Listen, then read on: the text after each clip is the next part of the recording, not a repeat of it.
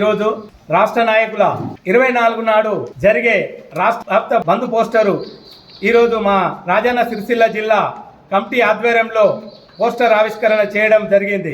24 నాడు జరిగే ఆటో బంద్ పూర్తిగా సిరిసిల్ల జిల్లాలోని ఆటో కార్మికులు స్వచ్ఛందంగా బంద్ పాటించగలరు. అలాగే 25 నాడు ప్రతి మండలానికి ఎక్కడిదక్కడనే మీ మండల అధికారులకు వినతి పత్రము ఇవ్వవలసిందిగా కోరుచున్నాము. అలాగే 26 నాడు జరిగే కలెక్టరేట్ ప్రతి మండలం నుంచి వెళ్ళి రాజన్న సిరిసిల్ల జిల్లాలో ర్యాలీగా కొత్త బస్టాండ్ నుంచి ర్యాలీగా బయలుదేరి మన కలెక్టర్ గారికి వినతి పత్రం ఇవ్వడం జరుగుతుంది. అలాగే రాజన్న సిరిసిల్ల జిల్లా మొత్తము ముట్టడి జరుగుతుంది, దిగ్బంధనం చేయడం జరుగుతుంది.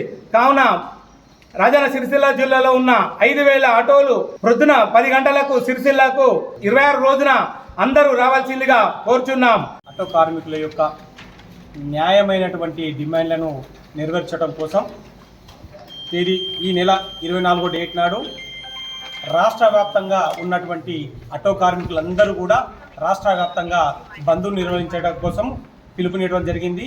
ఈరోజు ఆ బంద్ యొక్క పోస్టర్ను ఆవిష్కరించడం జరుగుతూ ఉంది.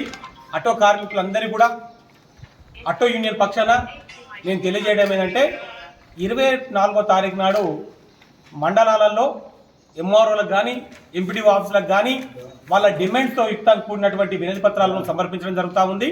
అదేవిధంగా 26వ తేదీ నాడు జిల్లా హెడ్ క్వార్టర్ అయినటువంటి రాజన్న సిరిసిల్ల జిల్లాలో ఉన్నటువంటి దాదాపు 4,000 మంది ఆటోలతో భారీ ఎత్తున కలెక్టరేట్ ముట్టడిని నిర్వహించడం జరుగుతూ ఉంది.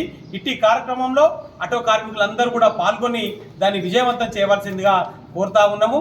మేము రాష్ట్ర ప్రభుత్వానికి తెలియజేయడం ఏంటంటే ఆటో కార్మికులందరం కూడా గత 3 ఏళ్లుగా అనేక సందర్భాల్లో ర్యాలీలు, రస్తారోకోలు, డిమాండ్ అనేక సందర్భాల్లో చేయడం జరిగింది, వినతి పత్రాలు ఇవ్వడం జరిగింది. అయినా కానీ ఈ కాంగ్రెస్ ప్రభుత్వం, ఈ రేవంత్ రెడ్డి ప్రభుత్వం మొద్దు నిద్రలో ఉంది.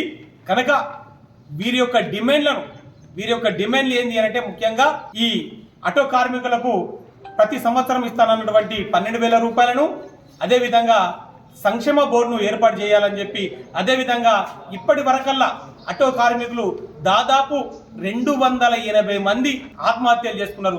వారి కుటుంబాలకు ప్రతి ఒక్క కుటుంబానికి 10 లక్షల రూపాయలు ఇవ్వాల్సిందిగా మేము ప్రత్యేకమైనటువంటి డిమాండ్ చేస్తా ఉన్నాము.